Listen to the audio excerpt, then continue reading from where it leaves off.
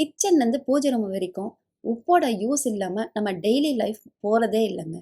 நாம் வழக்கமாக யூஸ் பண்ணுற கடல் உப்பு, அதாவது நம்ம தாத்தா பாட்டி காலத்துலேருந்து நம்ம யூஸ் பண்ணிட்டு இருக்க கல்லுப்பு பெஸ்ட்டா, இல்லைன்னா இப்போ ட்ரெண்டில் இருக்க இமாலயன் சால்ட், அதாவது பிங்க் சால்ட் பெஸ்ட்டா அப்படின்றத நம்ம இந்த பதிவில் பார்க்கலாம். கடல் உப்பை கடல் நீரை வெயிலில் ஆவியாக்கி இயற்கையாக தராங்க. ஆனால் இந்த உப்பு பார்த்தீங்கன்னா இமயமலை பகுதியில் இருக்கிற பழமையான உப்பு சுரங்கங்கள்லேருந்து பாறைகளாக வெட்டி எடுக்கிறாங்க. கடல் உப்பு வெள்ளை கலரில் இருக்குங்க. இமாலயன் சால்ட்டு பிங்க் கலரில் இருக்கும். ஏன்னா இதில் இரும்பு சத்து அதிகம். அதே மாதிரி கடல் உப்பில் சோடியமும் அயோடினும் அதிகமாக இருக்கும்.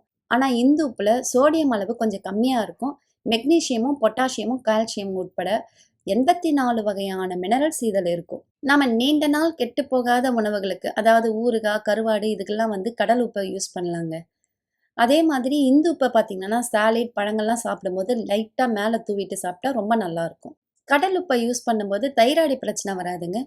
அதே மாதிரி இந்து உப்பை யூஸ் பண்ணும்போது பிபி லெவல் கரெக்டாக இருக்குங்க. நீங்கள் உங்கள் வீட்டில் எந்த உப்பை யூஸ் பண்ணீங்கன்னு கமெண்ட்டில் சொல்லுங்கள்.